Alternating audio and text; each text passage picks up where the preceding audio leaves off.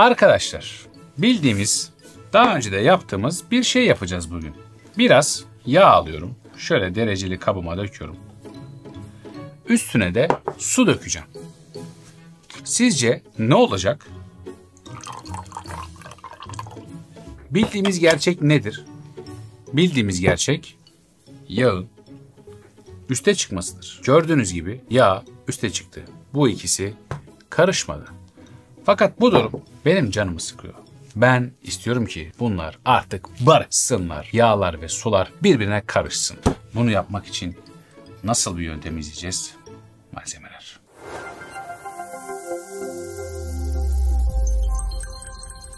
Bitkisel yağ, su, sabun, cam vazo, pipet.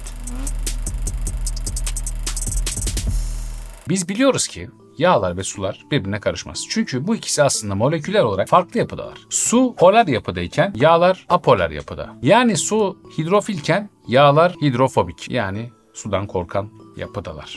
Sudan korkan diye tabir edelim. Korktukları falan yok da işte çok da bir araya gelmek istemiyorlar. Zaten de gelmiyorlar. Su polar yapıda dedik. Bunu şöyle kafanızda kodlayın. Polar, kutup, kutuplarda ne var? Buz, buz, su. Ben öyle yapıyorum. Su polar yapıda. Yağlarda apolar yapıda, yani suyun olmadığı yapılar, apolar. Arkadaşlar biz bu ikisini birbirine karıştıramıyoruz. Fakat karıştırmamız lazım. Bunun için de evde hep kullandığımız, sıkça kullandığımız bir şeyi kullanacağız. Bir düşünün bakalım ne olabilir? Evde her gün bunu mutlaka kullanırız. Her gün. Söyleyeyim mi? He. Kürdan. Ne alaka kürdan? Her gün kullanırız dişlerimizi temizlemek için. Sopa sokuyoruz. Allah'ım yarabbim, aklına nereden geliyor? Yok ayakkabı çekeceği ya. Hayır ya.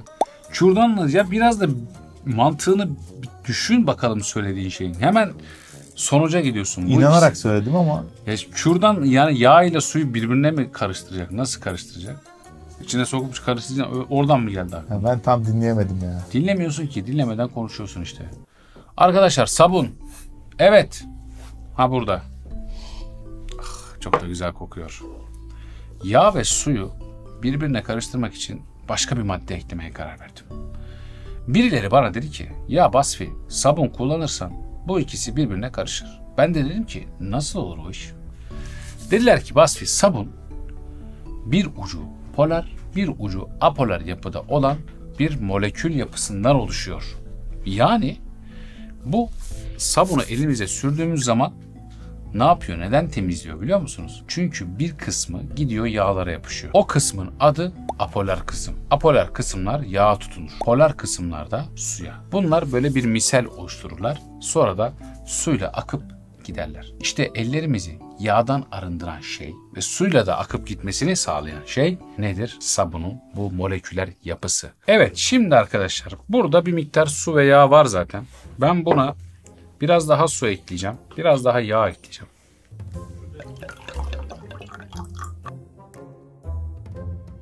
Şöyle yapalım ya. Bunu niye kullanmıyoruz ki? Bu küçük size göstermek için yapmıştım ama şimdi bunda yapalım daha etkili olur. Bak zaten karıştı işte. Hani karışmıyor. Ya saniyelik karışıyor gibi gözüküyor ama bak görüyorsun yağ tekrardan yukarı çıkıyor. İp var. İp var. İp. Evet ip. Arada ip var, karışmalarını engelliyor. Allah'ım ya Rabbim ya. Arkadaşlar ip mip yok. Hatta ben bu yağın hepsini dökeceğim. Biraz da su dökeyim.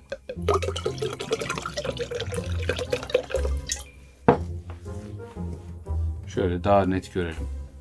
Gördüğünüz gibi dostlar yağ yukarıya çıkıyor. Birbirlerine karışmıyorlar. Birbirlerine haz etmeyen bir yapı. Şimdi ben içerisine sabun döküyorum.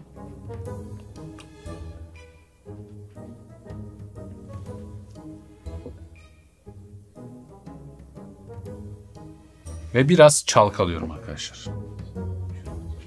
Hatta şu cam pipet bununla çalkalayalım.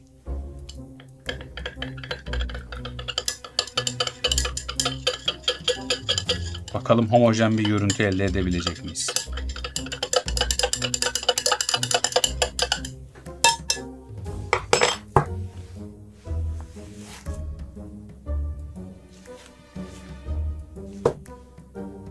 Ne oldu?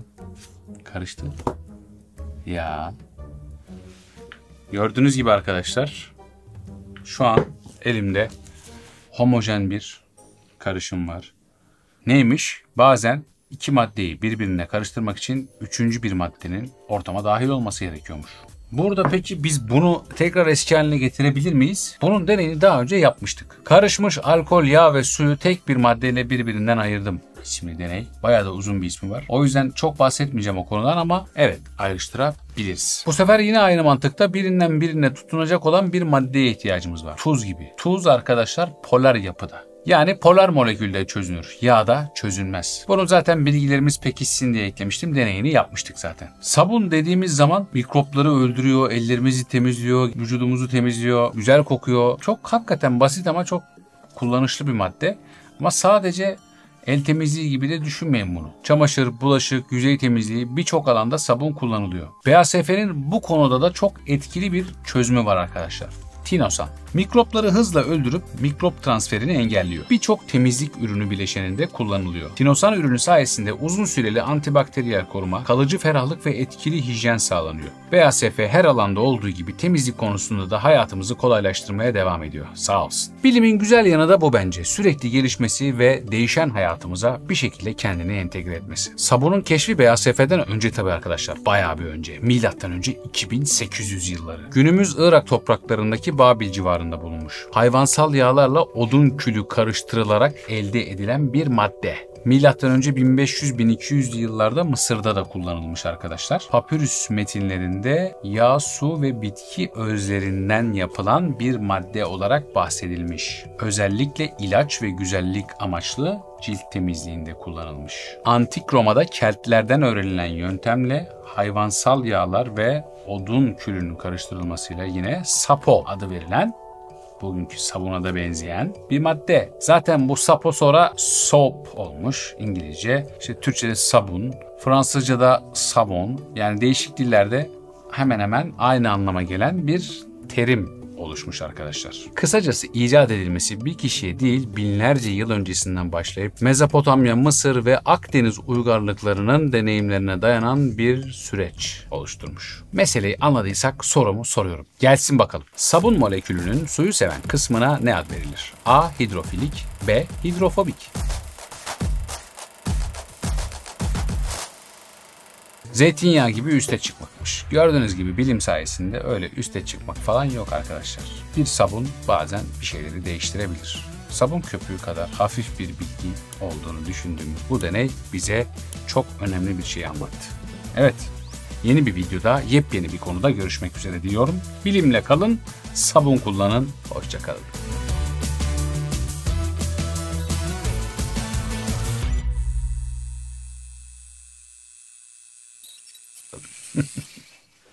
Şimdi patates kızartmasında fazla yağ var ya. Onu sabunla alamazsın Erhan. Vay be. Sabunla. Aklımı okudun resmen şu an. Aklımı okudun. Çok heyecanlandım. Aklın çok şey olduğu için, boş olduğu için hemen okunabiliyor. Kısa hemen. Tık. Tek bir cümle. Buradan bakınca görünüyor.